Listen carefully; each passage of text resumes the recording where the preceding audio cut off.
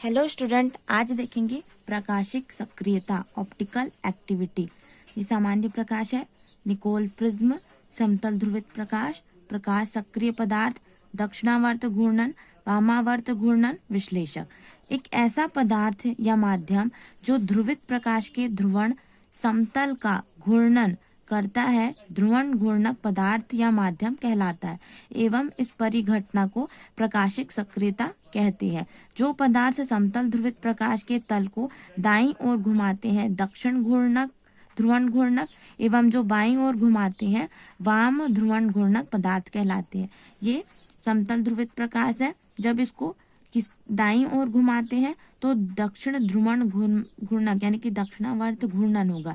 अगर बाईं ओर घुमाते हैं तो वाम ध्रुवण घूर्णक। यानी कि जब सामान्य प्रकाश को निकोल प्रिज्म से गुजारते हैं तो क्या प्राप्त होता है? समतल ध्रुवित प्रकाश। अब इसको किसी प्रकाश सक्रिय पदार्थ से गुजारा जाता है तो ये या तो दक्षिण दिशा में ये दाईं ओर घूम जाते हैं या बाईं ओर। तो इस प्रकार से जो है दक्षिण ध्रुवण घूर्णक और वाम ध्रुवण घूर्णक पदार्थ प्राप्त होते हैं। ये प्रकाश स्रोत है, ये ध्रुवक है, ये ध्रुवण मापी नली है। इसके द्वारा ध्रुवण मापी 180 डिग्री या 90 डिग्री घूमेगा तो ये ध्रुवण समतल घूर्णन है।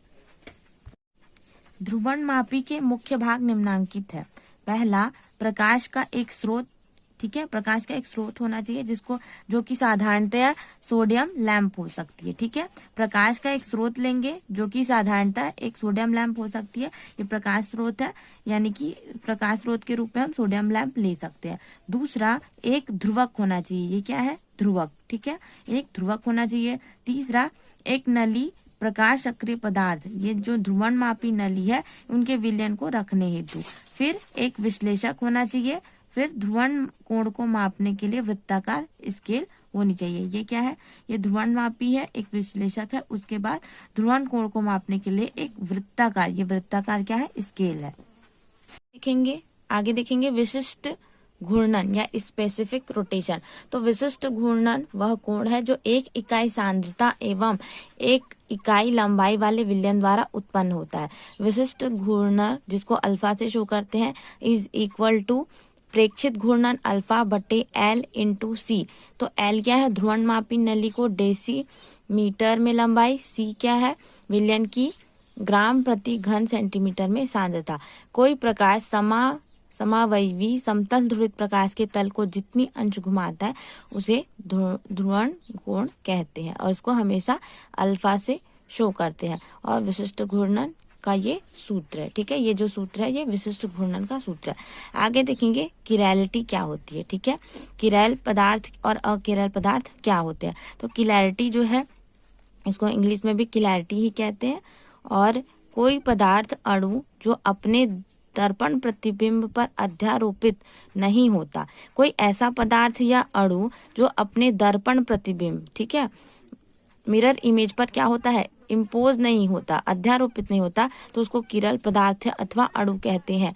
किरल अणु विसम्मित यानी कि डाइसिमेट्रिकल होते हैं, यानी कि डाइसिमेट्रिक होते हैं, असम्मित होते हैं। इसमें प्रकाशिक सक्रियता पाई जाती है। प्रकाशिक सक्रिय यौगिकों में किरल केंद्र प्रायः असम्मित कार्बन परमाणु होता है। किरल अणुओं में सम्मित का तल नहीं होता, ये अपने दर्पण प्रतिबिंब से अध्यारोपित नहीं होते। आगे देखेंगे कि असम्मित कायरल और सम्मित अकायरल क्या होते हैं। तो जैसे असम्मित का उदाहरण है हाथ। ठीक है, मनुष्य का जो हाथ है वो क्या होता है? असम्मित होता है। ठीक है, ये क्या होते हैं? एसिमेट्रिकल, यानी कि ये सम्मित नहीं होते हैं, असम्मित होते हैं।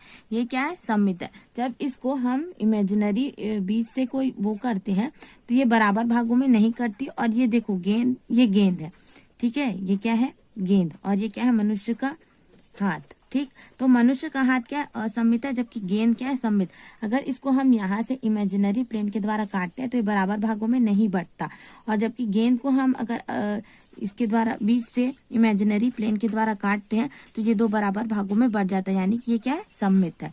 उदाहरण, हमारे दोनों हाथ एक दूसरे के दर्पण प्रतिबिंब के समान संबंधित होते हैं। मनुष्य का जो हाथ होता है वो क्या होते हैं, अगर हम मनुष्य के दोनों हाथों का ले तो वे एक दूसरे के क्या होते हैं, दर्पण प्रतिबिंब होते हैं, यानी कि दर्पण प्रतिबिंब के समान संबंधित होते हैं। ये एक दूसरे के ऊपर अध्यारोपित नहीं होते। ठीक है, जो मनुष्य का हाथ है वो एक दूसरे के ऊपर अध्यारोपित नहीं होता, अर्थात एक हाथ पर दूसरा हाथ रख दिया जाए तो एक हाथ का अंगूठा दूसरे हाथ की 5वीं उंगली पर पड़ेगा। ठीक है, मान लीजिए ये मनुष्य का हाथ है, जब हम इसको रखेंगे तो ये क्या होंगे, एक दूसरे के दर्पण प्रतिबिंब, लेकिन जब हम इसके ऊपर इम्पोज करेंगे अध्यारोपित, तो क्या होगा, ये और ये एक दूसरे पर इम्पोज नहीं हो रहे। इस वजह से ये क्या होते हैं, अंगूठा जो है दूसरे हाथ की 5वीं उंगली पर पड़ेगा एवं एक दूसरे पर अतिव्यापन नहीं हो पाएगा। अतः हमारा हाथ क्या है, असममित है। जबकि अगर गेंद को देखा जाए तो ये क्या है, सममित है, क्योंकि ये दोनों बीच से अगर काटेंगे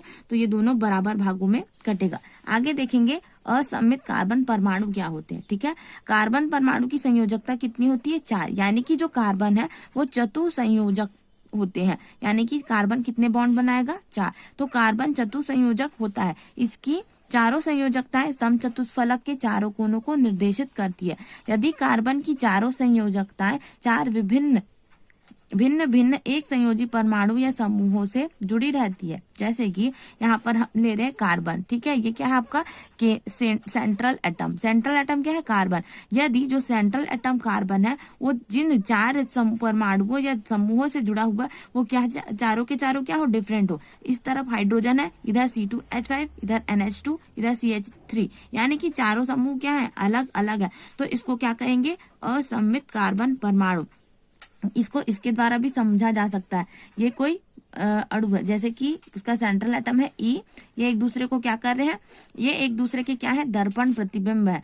E को रिफ्लेक्ट कर रहा है, B को रिफ्लेक्ट कर रहा है, A को रिफ्लेक्ट कर रहा है और D को रिफ्लेक्ट कर रहा है, E को रिफ्लेक्ट कर रहा है। तो यहाँ पर का जो सेंट्रल एटम है वो क्या है, ABCD ऐसे कार्बन है जिसको असममित कार्बन परमाणु कहते हैं। ये देखो, ये इससे अलग अलग प्रकार के जो है परमाणु या समूह जो है जुड़े हुए हैं। जो सेंट्रल है केंद्रीय परमाणु, उससे अलग अलग प्रकार के समूह जुड़े हुए हैं, अतः इसको क्या कहेंगे, असममित कार्बन परमाणु। इसको हमेशा स्टार से शो करते हैं, कार्बन उसके ऊपर स्टार लगाकर इसको शो करते हैं, इसको बोलते हैं असममित कार्बन परमाणु या किरल कार्बन कहते हैं।